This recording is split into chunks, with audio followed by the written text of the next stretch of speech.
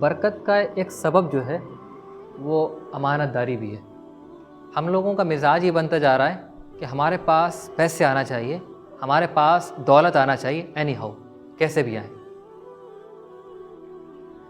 اب آپ ویسٹ والوں کو دیکھیں، بہت سی خوبیاں ان کی، تو اس کو ایکنالج کرنا چاہیے۔ ایسے ہی بزنس کے معاملات کے اندر، تجارت کے معاملات کے اندر تو انہوں نے جو ترقی کی ہے اس کے اور بھی اسباب ہوں گے، لیکن کچھ اسباب یہ بھی ہیں کہ انہوں نے آنیسٹی کا خیال رکھا، انہوں نے بہت اچھے اسٹینڈرڈ بنائے، انہوں نے چیزوں کے اندر کلیئرٹی رکھی، معاملات کے اندر صفائی رکھی، تو اس کی برکت بھی ہے کہ وہ ترقی کر رہے ہیں۔ اور یہ ساری چیزیں ہمارے اسلام نے دی ہیں، یہ ساری چیزیں اللہ کے رسول صلی اللہ علیہ وسلم نے سکھائی ہیں۔ اب امانت داری آپ دیکھیں کہ اللہ کے رسول صلی اللہ علیہ وسلم نے فرمایا کہ جو خرید اور فروخت کرنے والے لوگ ہیں وہ اختیار کے ساتھ ہیں جب تک کہ وہ مجلس سے جدا نہ ہو جائیں، ٹھیک۔ فَإِن صَدَقَ وَبَيَّنَ، اگر جو ان کے ساتھ معاملہ ہو رہا ہے اس میں سچائی سے کام لیتے ہیں، کوئی عیب ہے تو اس کو بیان کر دیتے ہیں، تو اللہ تعالیٰ برکت دے گا ان کے ٹرانزیکشن میں۔ اور اگر وہ جھوٹ بولتے ہیں، کوئی عیب ہے چھپا لے جاتے ہیں، برکت ختم کر دی جائے گی۔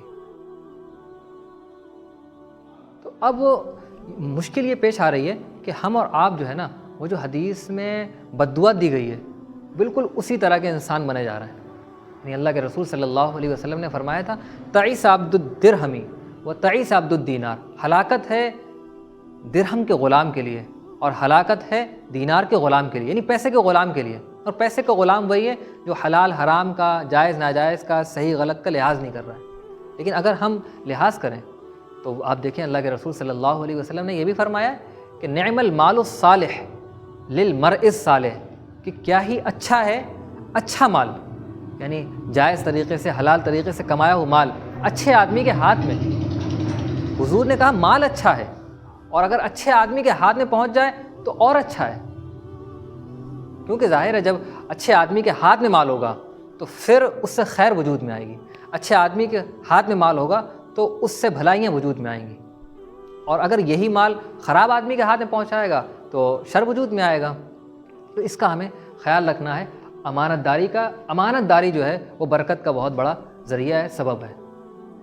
اور ایک بات دوسری چیز یہ ہے کہ حضور صلی اللہ علیہ وسلم نے فرمایا ان اللہ یحب اذا عمل احدکم عملا ان یتقنہ، کہ جب بھی ہم کوئی کام کریں تو اس کے اندر کیا ایکسلنس کا لحاظ رکھیں، یعنی بہت اعلیٰ درجے کا، بہت کمال کے درجے کا کام کریں۔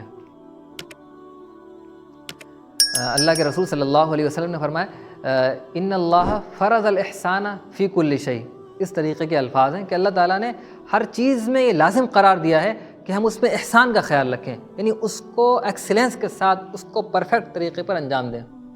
تو مسلمان کی یہ خوبی ہونا چاہیے کہ وہ جس فیلڈ کے اندر بھی جائے تو اس میں وہ کمال دکھائے۔ وہ میڈیکل لائن میں جا رہا ہے تو وہ 60-70 میں نہیں، وہ ایک دم 100% جو ہے مارکس لے کر آئے۔ جس لائن میں بھی جائے اس لائن کے اندر خود حضور صلی اللہ علیہ وسلم کی سیرت میں بھی ہمیں چیز ملتی ہے۔ یعنی حضور صلی اللہ علیہ وسلم تاجر تھے، حضور صلی اللہ علیہ وسلم نے تجارت کی، تو کیا حال تھا؟ حال یہ تھا کہ حضرت خدیجہ رضی اللہ تعالیٰ عنہ نے جو ان کو اپنے لیے سلیکٹ کیا تھا کہ ان کو وہاں شام کے قافلے کے ساتھ بھیجیں گے تجارت کے لیے، تو اسی بنیاد پر کہ ان کی حضور صلی اللہ علیہ وسلم کی سچائی کی اور امانت داری کا علم ہوا تھا۔ حضور صلی اللہ علیہ وسلم ان کے مال کو لے کر گئے اور جو پروفٹ لے کر آئے وہ دگنا پروفٹ تھا۔ تو یعنی یہی مطلب نکلا کہ حضور صلی اللہ علیہ وسلم اپنے کام کے اندر آپ نے دیکھا کہ ایکسلنس کے ساتھ حضور صلی اللہ علیہ وسلم نے کام کیا۔ تو امانت داری ہو اور جو بھی کام کریں تو اللہ تعالیٰ پھر اس کے بعد برکت عطا فرماتے ہیں۔ اور ایک اہم چیز یہ ہے کہ شکر گزاری بھی برکت کا بہت بڑا ذریعہ ہے۔ اللہ تعالیٰ نے قرآن میں کہا ہے لئن شکرتم لازیدنکم، اگر تم شکریہ ادا کرو گے تو اللہ تعالیٰ تمہیں اور عطا کریں گے، اور اگر ناشکری کرو گے ان عذابی لشدید، پھر جو ہے میری پکڑ اور میرا عذاب بہت سخت ہے۔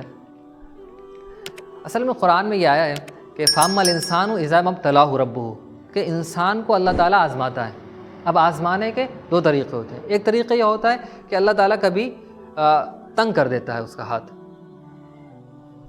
اور اب یہ موقع ہوتا ہے کہ بندہ صبر کرتا ہے یا صبر نہیں کرتا ہے.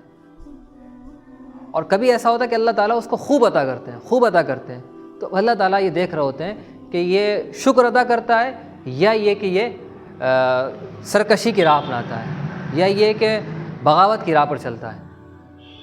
آزمائش دونوں طریقے پر ہوتی ہے, کبھی اللہ تعالیٰ دے کر آزماتے ہیں اور کبھی اللہ تعالیٰ ہاتھ تنگ کر کے آزماتے ہیں.